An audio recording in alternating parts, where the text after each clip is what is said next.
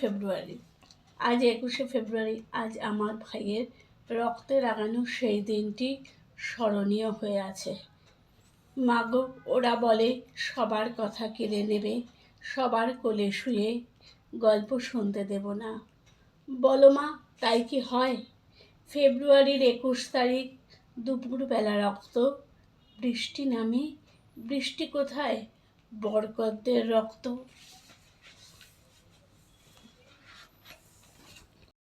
জন্ম প্রমাণ করেছিল ধর্মের চেয়ে ভাষা অনেক শক্তি ধরে। 1947 সালে পাকিস্তানের জন্মের পর থেকেই নবগঠিত রাষ্ট্র পাকিস্তানের রাষ্ট্রভাষা নিয়ে বিবাদ শুরু হয়।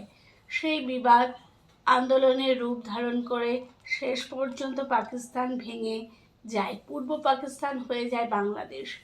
21শে ফেব্রুয়ারি একটি শোকের দিন। পাকিস্তানের রাষ্ট্রভাষা বাংলার দাবিতে একদিন আবুল বরকত, ঢাকা বিশ্ববিদ্যালয়ের রাষ্ট্রবিজ্ঞানে মাস্টার্সের ছাত্র, রফিক উদ্দিনের আহমেদ এবং আব্দুল জনার নামের 3 তরুণ মৃত্যুবরণ করেন। পরে হাসপাতালে আব্দুল সালাম, যিনি সচিবালয়ে কর্মরত ছিলেন, তিনিও মারা যান। ওহিউল্লাহ নামে নবজাগরণের একটি বালক পুলিশের গুলিতে মারা যায়। পুলিশের সঙ্গে ছাত্রদের এই ঘণ্টাব্যাপী সংঘর্ষ চলতে থাকে, কিন্তু পুলিশ গুলিবর্ষণ করেও ছাত্রদের স্থানচ্যুত করতে ব্যর্থ হয়। এই সেই 1952 সালের 21শে ফেব্রুয়ারির ইতিহাস।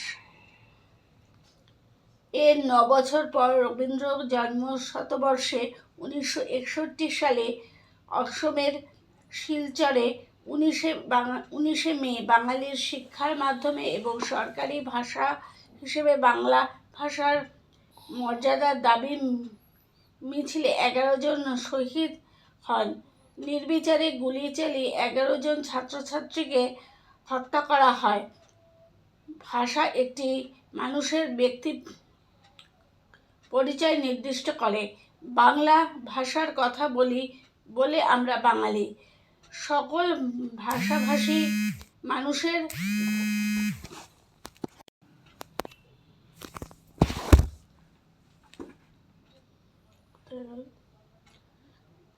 আবেগের জায়গা ছিলেন নিজের মাতৃভাষা।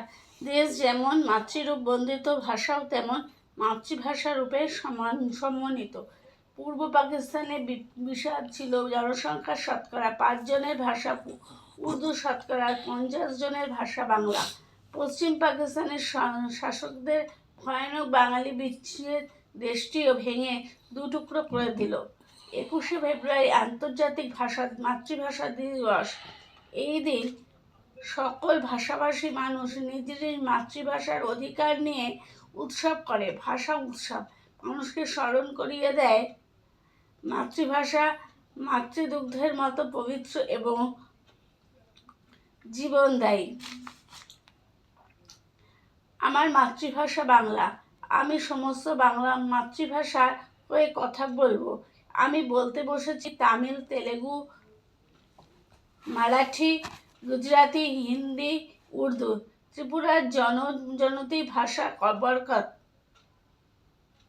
অসমিয়া, ডিমাসা, মণিপুরি, সব ভাষার কথা। ভাষাই হলো যে কোনো জাতিগোষ্ঠীর আত্মপরিচয়ের প্রধান শক্তি। যে নিজের মাতৃভাষা হারিয়ে ফেলে সে জাতি দুর্ভোগ, সে জাতি হয় আত্মপরিচয়হীন। আমার পরিচয়ে সে বাঁচা অন্যের গলগ্রহ হয়ে বাঁচতে মতো বলা যায়। যে জাতি নিজের ভাষা হারিয়ে ফেলে বা যে জাতির মুখের ভাষা মাতৃভাষা কেড়ে নেওয়া হয়, সে জাতি অসম্মান হারায়। এখন বাংলাদেশের 1971 এর 26শে মার্চের আগে তা ছিল পূর্ব পাকিস্তান। সেখানকার মানুষ নিজের ভাষাকে রুখে দাঁড়ানোর একটা দেশরাই জন্ম নেয়। পৃথিবীর ইতিহাসে এমন বিরল ঘটনা নেই।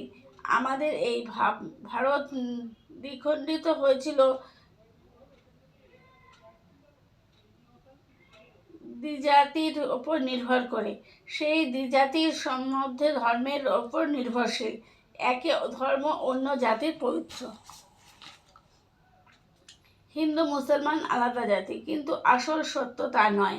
ইসলাম ধর্মের প্রায় 1400 বছর আগে, তার আগে এই যে বাঙালি মুসলিম, তারা কোন জাতির ছিল? ধর্ম দল হলেই কি জাতি বদলায়? আসলে জাতি লোকলাচার মুখের ভাষা দিয়েই নির্বাচিত হয়।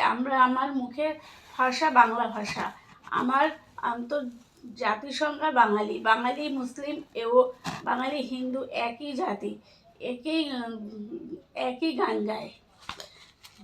এই বইটা খুব ভালো। এই বইটা কোথায় পেয়েছো? কি কিনেছি? পড়ো পড়ো পড়ো, 10 টাকা কিনেছি, পড়ো। বাংলাদেশের জন্ম দ্বিজাতি নাকসাদ করে দিয়েছিল, মিথ্যা প্রমাণ করেছিল ধর্মের চেয়েও ভাষার জোর বেশি। কিন্তু এত বছর বাদে এখনো যেন মনে হচ্ছে ধর্মের জন্ম হচ্ছে মাতৃভাষার অধিকারের যেন হেরে যাচ্ছে। বাংলাদেশের এখনকার রূপ দেখে সেই কথা মনে হতে পারে। আমার মনে হওয়া যেন মিথ্যে না হয়। রাষ্ট্র ক্ষমতার বাংলাদেশের এখনকার রূপ দেখে সেই কথা মনে হতে পারে। আমার মনে হওয়া যেন মিথ্যে হয়। রাষ্ট্র ক্ষমতা যে ভাষাভাষী মানুষ থাকে, তারা চায় তাদের ভাষায় আধিপত্য ঘটাতে। সব দেশে তা হয়। পূর্ব পাকিস্তানে তাই হয়েছিল। ফলাফল আমরা জানি। আমাদের দেশেও ক্ষোভ আছে। ভারতের প্রধান অপ্রধান ভাষাগুলিকে বাদ দিয়ে হিন্দি ভাষার পক্ষে রাষ্ট্রনায়করা বারংবার সওয়াল করতে থাকেন। মনে রাখতে হবে, ভারতের সব ভাষাই রাষ্ট্রভাষা। নানা ভাষা, নানা মত, নানা পরিধান নিয়েই আমাদের দেশ। এই সুর যেন থাকে রাষ্ট্রনায়কের কথায়। কোনো ভাষাকে অবহেলা করে ভাষা বিদ্বেষ ও সভ্যতার পক্ষেই বিপজ্জনক, রাষ্ট্রের পক্ষে তো বটেই। আন্তর্জাতিক মাতৃভাষা দিবসে 21-এ যে দ্বীপ জ্বেলেছিল, 5 জনের আত্মবিসর্জনের সেই 21-এর কথা বলি। আসলে বাঙালি জাতি ও তার ভাষা সুর বুঝতে পারেনি মোহাম্মদ আলী জিন্নাহ এবং তার পারিষদকুল। তাই পাকিস্তান ভাঙল।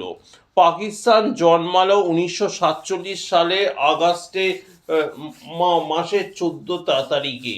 পূর্ব পাকিস্তানের পরেই মাসেই বিবাদ আরম্ভ হলো বাংলা না উর্দু এই নিয়ে। সেই সময় পাকিস্তানের ডাক টিকিটে, রেল টিকিটে উর্দু এবং ইংরেজি লেখা থাকতো। সরকারের কাছে নিবেদনের ভাষাও ছিল উর্দু কিংবা ইংরেজি।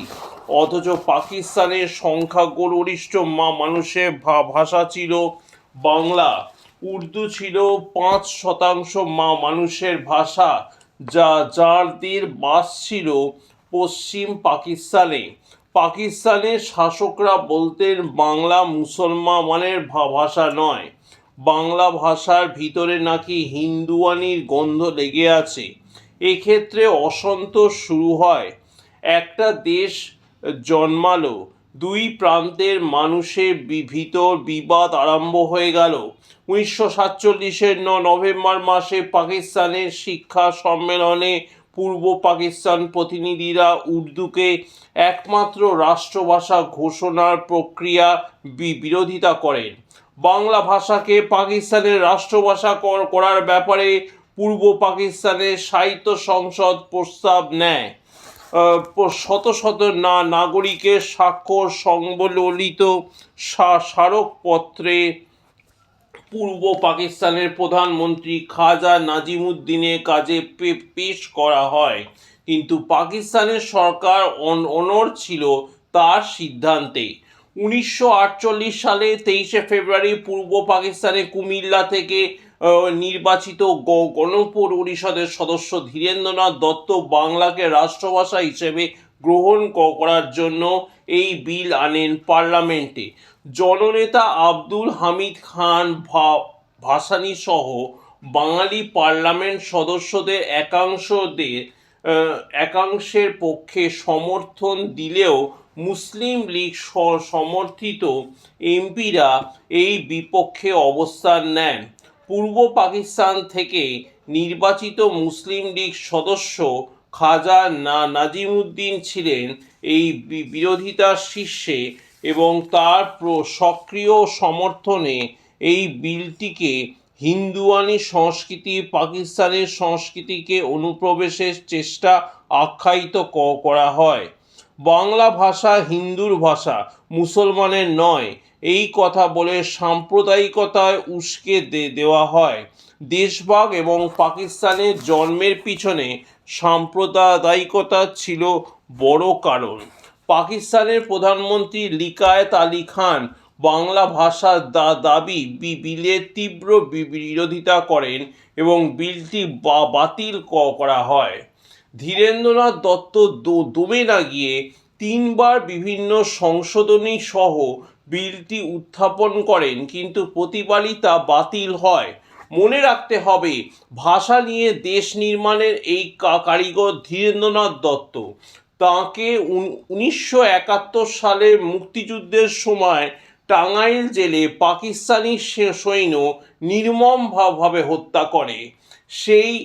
ফিরে যাই সেই সময়।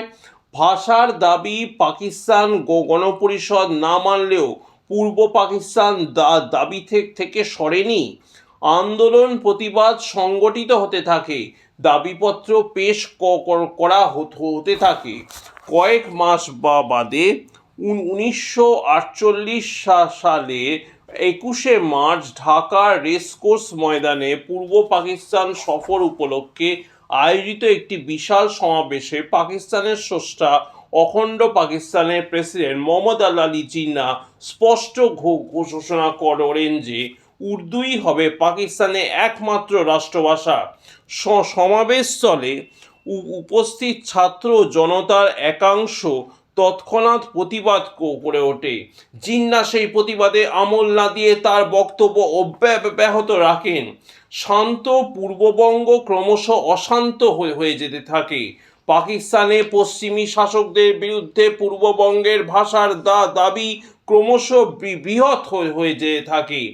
জিন্নাহর না পূর্ববঙ্গের হ্যাঁ, জিন্নাহর উর্দু, পূর্ববঙ্গের বাংলা অগ্নিগর্ভ করে তোলে পূর্ব পাকিস্তানকে। অতঃপর 24শে মার্চ ঢাকা বিশ্ববিদ্যালয় কার্জন হলে অনুষ্ঠিত সমাবর্তন অনুষ্ঠানে আলী জিন্নাহ সমাবর্তনী ভাষণে বাংলা ভাষার দাবিকে নস্যাৎ করে দেন। বাংলা ভাষাকে রাষ্ট্রভাষা হিসেবে প্রতিষ্ঠার দাবিকে নাকচ করে দিয়ে বলেন, পাকিস্তানের রাষ্ট্রভাষা হবে একটি এবং সেটি উর্দু। একমাত্র উর্দুই পাকিস্তানে মুসলিমের পরিচয় তুলে ধরে।